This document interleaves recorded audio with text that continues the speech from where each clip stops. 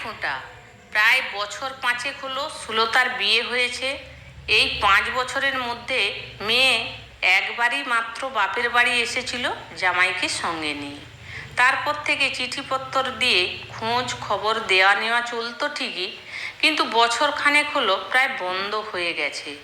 তো একদিন হরিসাধন দুপুরবেলা যজমান বাড়ি থেকে ফেরার পর স্ত্রী মানদা একখানা চিঠি তার হাতে তুলে দিল। সে দেখল চিঠিটা জামাই বাড়ি থেকে এসেছে। তাতে সুলতা লিখেছে আগামী ভাইফোঁটায় কমলকে পাঠিয়ে দিতে। খবরটা কানে যেতেই কমলও লাফিয়ে উঠল। এই প্রথম দিদি তাকে ভাইফোঁটা দেবার জন্য ডেকে পাঠিয়েছে। হরিসাধন বললে পরশুদিন ভাইফোঁটা, যেতে গেলে কালই রওনা হতে হবে। তবে সে পরশুদিন বিকেলে ওখানে গিয়ে পৌঁছাবে। পরদিন সকাল 10টা নাগাদ ব্যাগ গুছিয়ে কমল স্টেশনে গিয়ে টিকিট কাটল। সারা রাত ট্রেন জার্নি করার পর যখন ট্রেন থেকে নামলো তখন বেলা প্রায় 12টা। এরপর বাস থেকে নেমে সাইকেলে রিকশায় চেপে যখন দিদির বাড়ি পৌঁছালো তখন প্রায় সন্ধে। সে দেখল তার দিদির বাড়িটা বিশাল না হলেও ছিমছাম সাজানো গোছানো একটা দোতলা বাড়ি। ভাইকে দেখে দিদি সুলতা খুশি হয়ে তাকে ভেতরে নিয়ে গেল। কমল দিদির পা ছুঁয়ে প্রণাম করল। দিদি বললে, থাক ভাই, তুই বেঁচে থাক, বড় হ। কমল লক্ষ্য করল অনেক দিন পর ভাইকে কাছে পেয়ে দিদির যতটা আনন্দ হবার কথা সেটা দেখা গেল না। কণ্ঠস্বর কেমন যেন বদলে গেছে, অনেকটা খোনা খোনা মতো লাগছিল। চোখ দুটো যেন অস্বাভাবিক রকম দেখাচ্ছিল, কিন্তু কিছু বলতে পারল না। সামান্য 2-4 কথা হবার পর দিদি গেল ভাইয়ের জন্য জল খাবারের ব্যবস্থা করতে। কয়েক মুহূর্তের মধ্যেই গরম গরম লুচি, তরকারি, পায়েস, মিষ্টি তার সামনে এসে হাজির হলো। দিদি আসন পেতে খেতে দিল। আশ্চর্য হয়ে গেল কমল। এ যেন সব হাতের কাছে তৈরি ছিল। খেতে দিয়ে দিদি তাকে বলল, বড় অসময়ে এলি ভাই। অবাক হয়ে কমল জিজ্ঞেস করলো, কেন, অসময় কেন? দিদি আমতা আমতা করে বললে, না মানে এলি যদি তো একদিন আগেই আসতে পারতিস, একেবারে সন্ধেবেলা এলি। এখন কি আর কেউ ভাইফোঁটা দেয়? কমল বললে, কি আর করব, এর আগে কখনো তো তুমি ভাইফোঁটাতে আমাকে ডেকে পাঠাওনি। এই প্রথম যখন আমার বাড়িতে ভাইফোঁটা নিতে এসেছিস তখন আমি তোকে এই সন্ধেবেলাতে ফোঁটা দেব। এই বলে দিদি তাকে পরপর 3 বার ফোঁটা দিয়ে বললে, ভাইয়ের কপালে দিলাম ফোঁটা, জমের দ্বারে পড়ল কাঁটা। দিদির পা ছুঁয়ে প্রণাম করতেই মনে হলো দিদির পা দুটো যেন অস্বাভাবিক ঠান্ডা, আর সেখানে মাংসের যেন কোনো চিহ্ন নেই। দিদির এই রকম কতগুলো অস্বাভাবিক পরিবর্তন দেখে সে মনে মনে যেন একটু ভয় পেয়ে গেল। জল খাবার শেষ করে কমল দিদির সঙ্গে বসে গল্পগুজব আলোচনায় মেতে উঠল।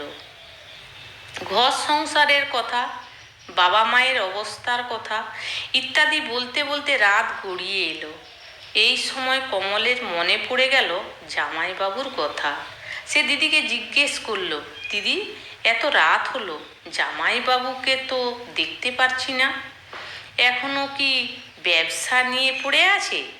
জামাইবাবুর কথা বলতেই দিদির চোখ দুটো যেন দপ করে একবার আগুনের ঢেলার মতো জ্বলে উঠল। কমলের নজর সেটা এড়ালো না। দিদি নিজেকে সামলে নিয়ে বললে, তোর জামাইবাবু বাইরে গেছে, সেখানে মহাজনের বাড়ির তাগাদা সেরে 2-4 দিন বাদে ফিরবে। তুই বরং একটু অপেক্ষা কর, রাত অনেক হলো, এবার আমি রাতের খাবার জোগাড় করি। এই বলে দিদি তাড়াতাড়ি সেখান থেকে চলে গেল। কমল একা কি আর করবে? ঘরের একদিকে পাতা খাটের উপর সে লম্বা হয়ে শুয়ে অপেক্ষা করতে লাগলো দিদির জন্য। ঘরের মধ্যে একটা লণ্ঠন জ্বলছিল, তার টিমটিমে আলোয় ঘরের চারিদিকে দেখতে দেখতে কমলের হঠাৎ যেন মনে হলো কি বীভৎস এই ঘরটা। বুকের ভিতরটা কেমন যেন দুরু দুরু করে উঠল। এই সময় তার দৃষ্টি গিয়ে পড়ল দেওয়ালে টাঙানো তার জামাইবাবুর ছবিটার দিকে। বিছানা থেকে উঠে ছবিটার দিকে গেল। মনে হলো ছবিটা যেন জীবন্ত হয়ে তার দিকে তাকিয়ে হাসছে। তারপরে আবার তার মনে হলো ছবিটার ভেতর থেকে তার জামাইবাবুর দুটো শীর্ণকায় লম্বা হাত যেন তার দিকেই ধীরে ধীরে এগিয়ে আসছে। এই দৃশ্য দেখে তার বুকের ভিতরটা শুকিয়ে গেল, কান দুটো গরম হয়ে উঠল, আর কপালে জমে উঠল বিন্দু বিন্দু ঘাম। তারপরে সে ছুটে বেরিয়ে এলো ঘরের ভেতর থেকে। কমলকে এইভাবে বেরিয়ে আসতে দেখে দিদি বলল, কিরে কি হলো? না, ও কিছু না, বড্ড গরম লাগছিল তাই। দিদি আর কথা না বাড়িয়ে ঘরের সামনের দাওয়ায় জল আর আসন পেতে ভাইকে খেতে দিল। কমল দেখল গরম গরম ভাত, রুই মাছের মাথা দিয়ে মুড়ি ঘন্ট, চিংড়ি মাছের মালাইকারি, মাংস, পায়েস, দই, সন্দেশ, রসগোল্লা, চাটনি, আরও কত সব। এমন সব রকমারি খাবার এর আগে সে কোনোদিন চোখেই দেখেনি। এই সব লোভনীয় খাবার দেখে কমলের জিভে জল এসে গেল। কোনো দিকে না তাকিয়ে খেতে বসলো কমল। খাওয়া শেষ হলে দিদিকে জিজ্ঞেস করলো, দিদি খাবে কখন? দিদি উত্তর দিল, আজ আমার শরীরটা তেমন ভালো নেই ভাই, তুই বরং শুয়ে পড়গে। আর কোনো কথা না বলে কমল ঘরে গিয়ে শুয়ে পড়ল। কিন্তু বিছানায় শুয়ে তার ঘুম এলো না। নানা রকম চিন্তা তার মাথার মধ্যে ভিড় জমিয়ে তুলল।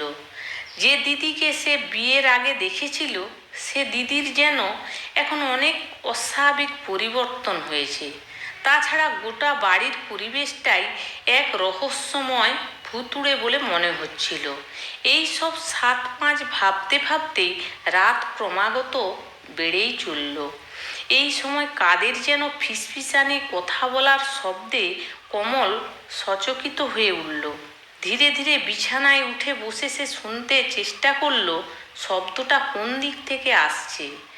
বুঝতে পারল কথা বলার শব্দটা তারই ঘরের জানলার পেছন দিক থেকে আসছে। আস্তে আস্তে বিছানা থেকে নেমে সে জানলার কাছে গিয়ে দাঁড়ালো। উঁকি দিয়ে দেখল জানলার পেছনে ঝোপঝাড়ের মধ্যে দুটো বিভীষিকাময় মূর্তি। তাদের চোখগুলো যেন আগুনের ভাটার মতো জ্বলজ্বল করে জ্বলছে। তারা একটা গাছের নিচে বসে কি যেন একটা প্রাণীকে মেরে তার কাঁচা মাংস দুজনে মিলে ভাগাভাগি করে খাচ্ছে আর নিজেদের মধ্যে কথা বলে চলেছে। একজন বলছে, মানুষের রক্ত আর মাংস খেতে খুবই সুস্বাদু। তোমার ভাইটা যখন এসেছে তখন এমন সুযোগ হাতছাড়া করে লাভ কি? অপর ছায়া মূর্তিটা জবাব দিল, এমন কথা তুমি মুখে আনলে কি করে? কেন, তাতে কি হলো? তুমি না ওর জামাইবাবু হও? এ কথা বলতে তোমার লজ্জা হলো না? ভূতেদের মায়া, মমতা, লজ্জা, ঘৃণা বলে কিছু থাকে নাকি? মানুষের রক্ত আর মাংস খেয়ে দেখনি তো? খেলে আর এমন কথা বলতে পারতে না। থাক, আমার আর খেয়ে দরকার নেই। আমার একমাত্র ভাই এই প্রথম সে দিদির বাড়িতে এসেছে ভাই ফোঁটা নিতে।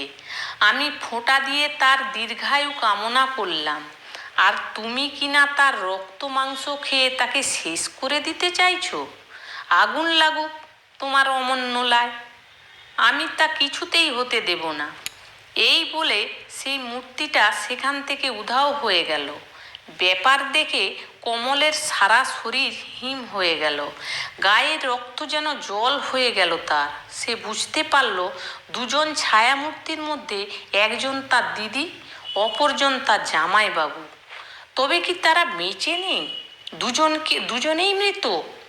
এতক্ষণে কমল বুঝতে পারল তার দিদির অস্বাভাবিক পরিবর্তন, সারা বাড়িটা রহস্যময় ভুতুড়ে মনে হবার কারণ কি? কথাগুলো ভাবতে গিয়ে সারা পৃথিবীটা যেন তার চোখের সামনে দুলে উঠল। নিজেকে আর ঠিক রাখতে পারল না, দড়াম করে মাটিতে আছাড় খেয়ে পড়ে গিয়ে জ্ঞান হারালো। কমলের যখন জ্ঞান ফিরল, সে আস্তে আস্তে উঠে বসলো। চারিদিকে একবার চেয়ে দেখলো, সারা মেঝেই ধুলোয় নোংরায় ভর্তি, দেয়ালে দেয়ালে ঝুল আর মাকড়সার জালে ছেয়ে আছে।